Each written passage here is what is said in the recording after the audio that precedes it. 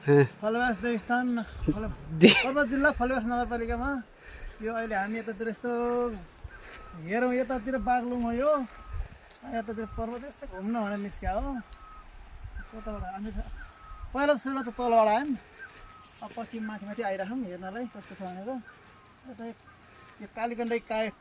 कोरिडोरको बाटो हो यो यता पनि अर्को पनि छ दुईवटा कालीगण्डको कोरिडोर छ नि यहाँ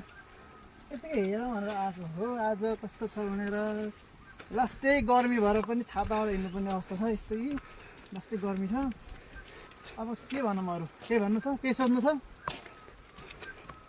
यस्तो बाटो छ है बाटो पनि यो बाटो यहाँ थियौँ त फेरि पिच नरहेछ अरू बाटोमा त पिचै थियो यहाँ चाहिँ नरहेछ माथि गाउँतिर आएको यस्तो रहेछ है यहाँबाट पुरा देखिन्छ सिन पुरा यस्तो सिन देखिन्छ सिन यता यता डाँडा डाँडा सिनहरू पुरै देखिन्छ यता यता है सबै बागलुङ जिल्ला हो उतापट्टि देखिएको चाहिँ अहिले हामी पर्वत जिल्लामा छौँ सिमानामा छौँ जस्तो भारतले नेपाललाई मिच्यो भनेर नेपालले भारतलाई मिच्यो भने जस्तै हामी पनि त्यस्तै सिमानामा छौँ त्यही हेर्न आएको ओके गाइज आजलाई यति अहिलेको बेलाको लागि यति मात्रै